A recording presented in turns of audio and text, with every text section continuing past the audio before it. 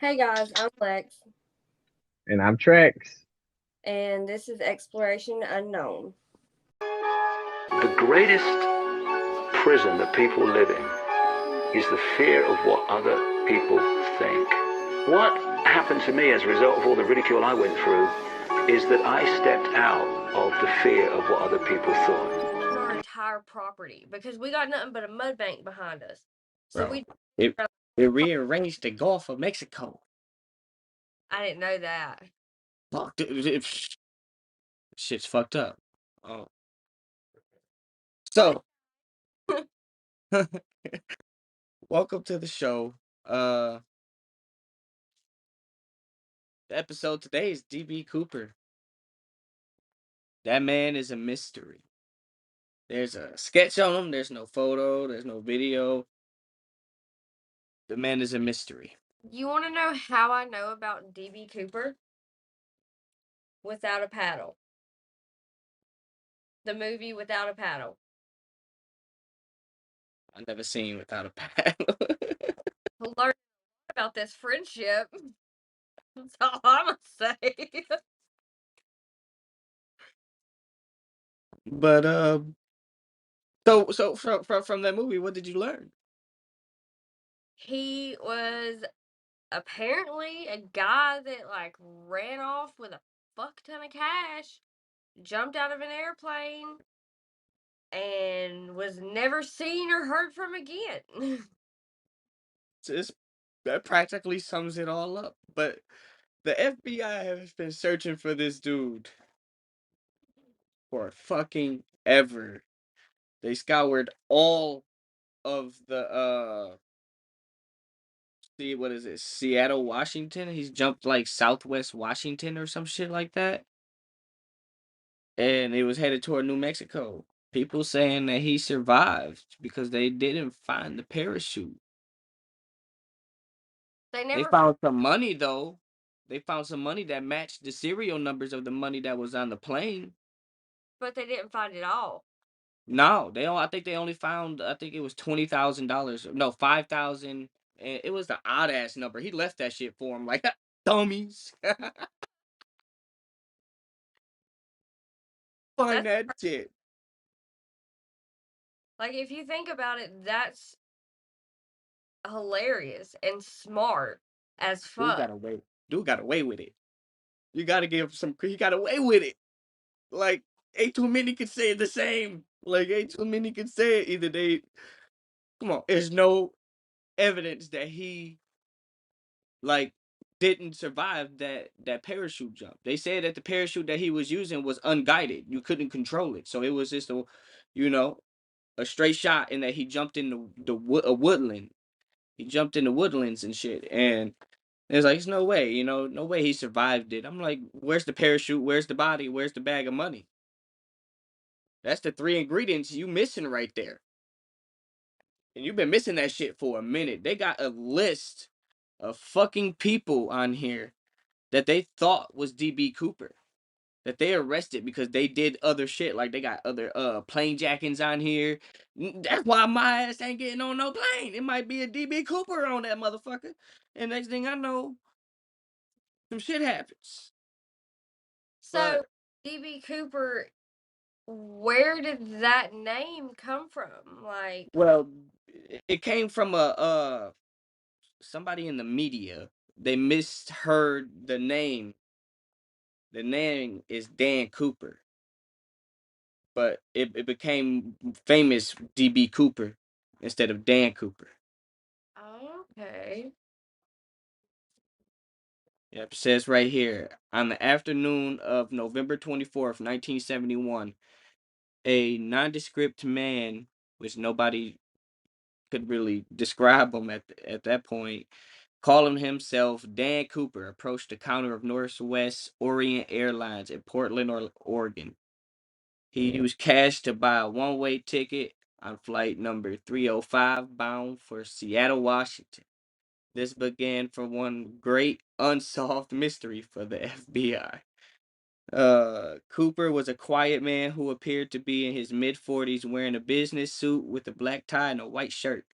He ordered a drink, bourbon and soda, while the flight was waiting to take off. A short time after 3 p.m., he handed the stewardess a note indicating that he had a bomb in his briefcase and that he wanted her to sit with him.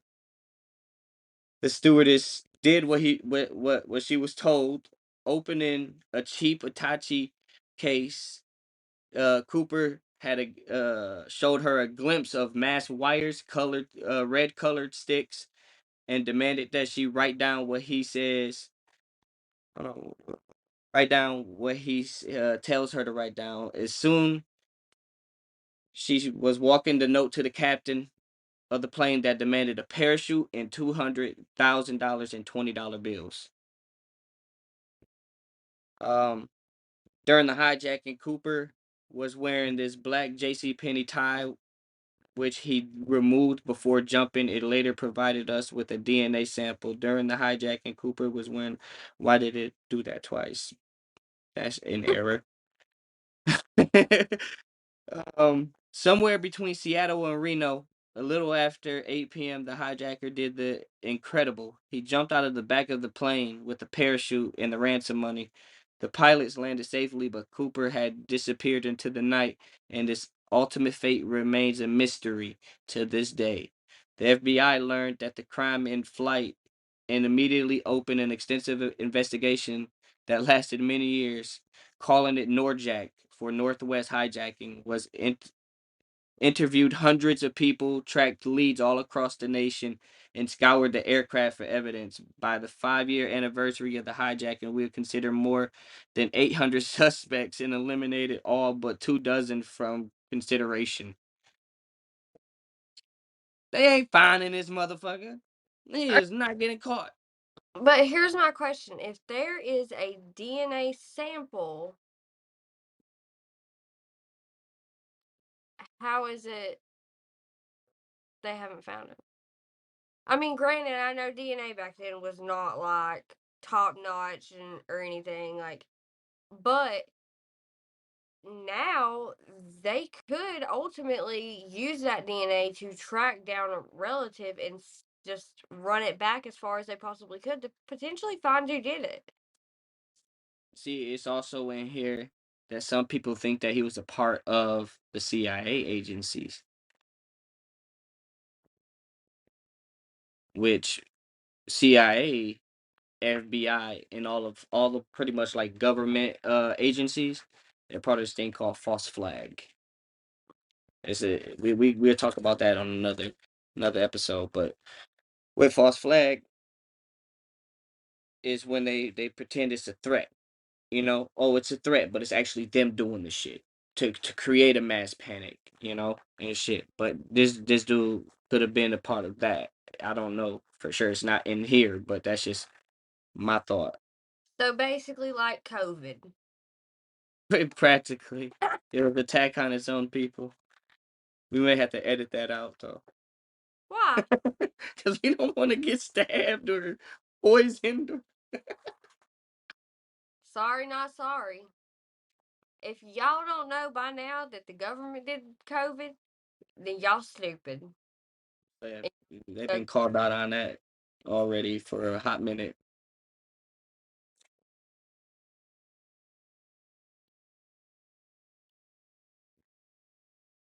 But yeah, I could see the possibility of it being Starlink's a thing now. You know that, right? what is that? Starlink, Elon Musk's internet. The satellites this motherfucker been putting around the Earth. We about to have like a metal ring like Saturn around us, but it's satellites for internet that will reach everybody worldwide. It's fucking amazing. We need to get that man. So I wish I know the FBI wish that they would have had the satellites up there, but this motherfucker did his jumping. Fucking DB Cooper, guys. That's who this episode is about. That's what we're gonna dive into, explore. We did our research, and I didn't. Your girl having technical. try to give you some credit. No, don't give me credit where credit ain't due. because your girl having technical issues. If you want to support the cause, I need a new computer. So look, guys, this dude DB Cooper, he supposedly played in that movie. What is it? Not played. Now he didn't play in it, but he was in the movie, or the movie was about DB Cooper. What was it? Without a Paddle. You just said it. Yeah. See, I try to give you more credit, and you just over your head. But it's okay. We'll let you forgive you. Um, Should be blonde. on the afternoon of November 24th, 1971, a nondescript man calling himself Dan Cooper approached the counter of Northwest Orient Airlines in Portland, Oregon. Dan Cooper. Remember that name. This man would have been if he didn't survive, right? He's dead. But if he was to survive the fall or the parachute down, right? And lived, got the money, living a good life, he would have been 95 years old. Or probably have already died of natural causes. You know what I'm saying? So this dude, this Hunt, it's just like for what? You know what I'm saying? Like he's probably already dead. Like I said, like, if they have DNA, you could use that DNA to track down, like, the closest living relative. And I mean, if the dude made off with that kind of money, you know he went and started a life somewhere. I mean, because honestly, a lot of people back then were very, like, I know that it was common for people that would steal cash and stuff like that to go into, like, what is it called? Off the grid. They get what supplies they need and they live off grid, but live close enough to a town to where they can get there if they need supplies, but to where they're not going to be acknowledged that much. somewhere small. You know what I'm saying? Like Somewhere like in North Carolina. FBI, check North Carolina. You never This know. man eluded them for all these years. They didn't find a parachute. They didn't find none of that shit. Like you didn't find nothing. They did find $5,000 and something dollars. You know what I'm saying? That matched the serial numbers of the other um of the money that was on the plane. Like I said, he could have fucking boop. There you go. I'm gonna leave that for you guys. How do they know that the money they found is where he jumped out at? He could have threw that out before he jumped off the plane just to elude them. I'm just gonna let you know we're not gonna be able to see your eyes in this because the way you're sitting. I'm seeing my eyes I can now, but the way you were sitting a second ago, you could only like see. this. Yeah, I ain't got no head right here. I ain't got no top half. it doesn't show me your eyes when you lean that close. Don't look at me like that. It's Halloween time. Gotta get creepy. Um, some of right here. Where was it? In 1980. Convenient. 1980. Some of the stolen $20 bills was found by a young boy. Money recovered in 1980 that matched the ransom money serial number. When the flight landed in Seattle, this motherfucker exchanged the 36 passengers, got the money, and demanded that he get flown toward New Mexico. When did he do this? What year did he do this? 1971. And they didn't find any of that money until 1980. And By a again, by a young boy. FBI, I'm gonna need you to come on now. Do better. Do better. What? That is. he long gone. Yeah. That could have been put there after he fucking took off. Like, if it was found that far apart, he could have dumped that just because he could have been in that area and somebody could have been figuring out who he was. So he could have dumped that and took off. Like, mind blown.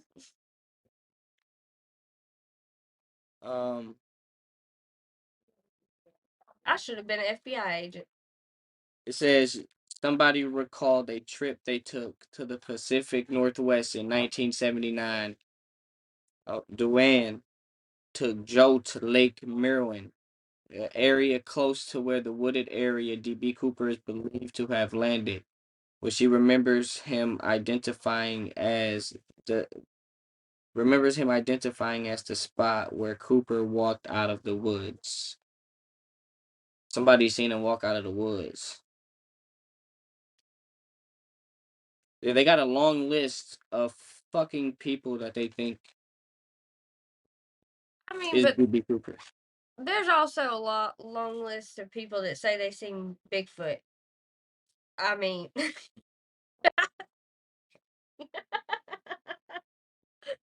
I'm just being honest. You're Like, right.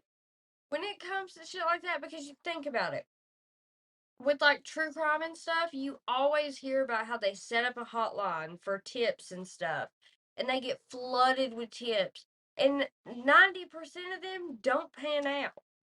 I ain't even gonna give them 95%. It's more Yeah, like 37%.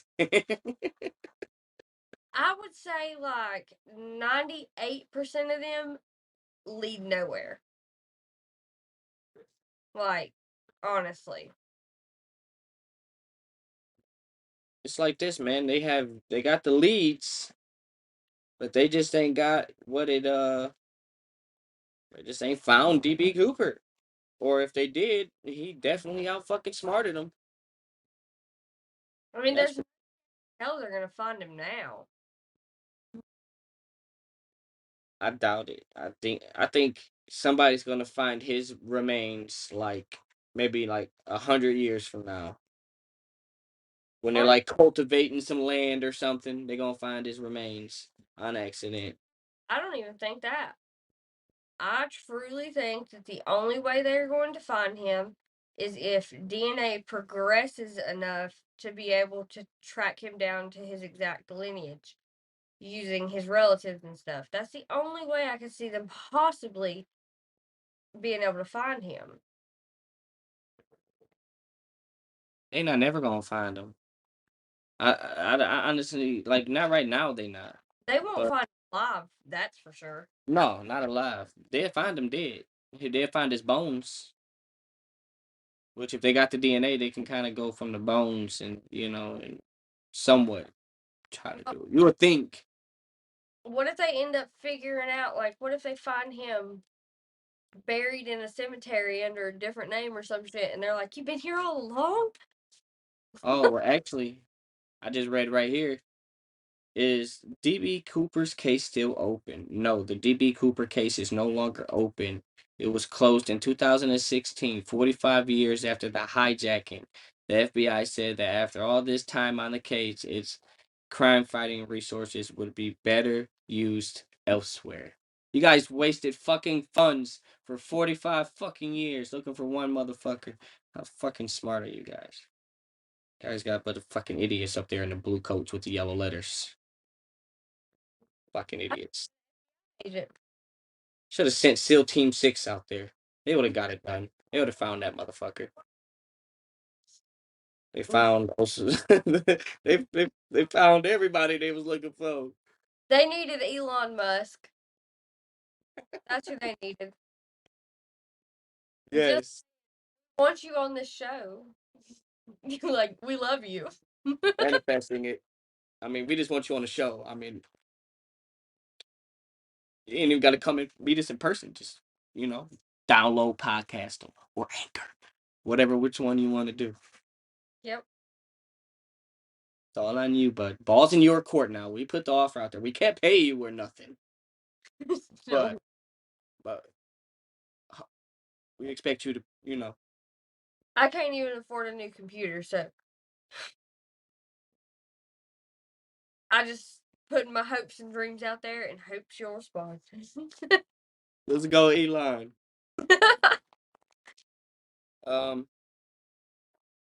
Yeah, I want to do another episode. I want to do an episode on Elon. Like Do one. that'd be pretty cool. I like some of the shit that he's doing. Y'all can let us know in the comments. Do y'all want us to do an episode on Elon Musk? Elon Musk. Elon Musk. You already know they're gonna say yeah. Especially my fellow nerds out there. DB Cooper. Case closed. He just was I'm not even gonna call this a conspiracy. Like, he did that shit. It happened. You know what I'm saying? He got away with that shit. Whether if he died or is he alive, he still got away with that shit. He committed the perfect crime. Literally committed the perfect crime. That would never be able to be done again. No. Especially not in today's society. No. They got those armed cops on there and shit. So they Hell, a lot of places, cops use drones now to patrol too. Like our city cops use drones to fly over the city, and even though like we don't live in a big city, we don't got them big tall buildings like y'all got. Like, we just got little itty bitty buildings everywhere because we a small little country ass town. But they still use drones because, I mean, I guess it does something. I don't know. First time I seen one, it was crashed on the side of the bypass. So taxes. hard at work. Fucking robots doing the job now. We got to pay the human. That's the sad thing. We should have been DB Cooper. He had it right. He got his money and got the fuck out.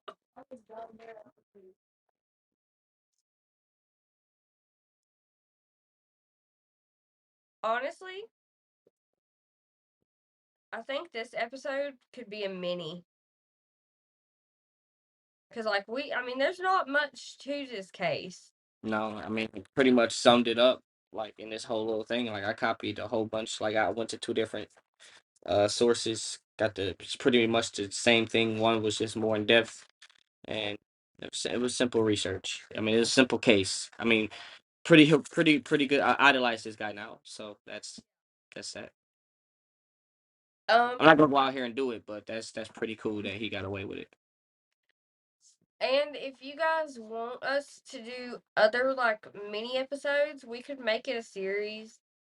If y'all know of small little things like this that you think would make a good mini episode, just leave it in the comments. Email it to us, Instagram, any of that. And our socials will be linked at the end of every video. We have a collage of all of our socials made, so. Yes, ma'am. But we appreciate you guys for listening and supporting us. Always. Bye, y'all.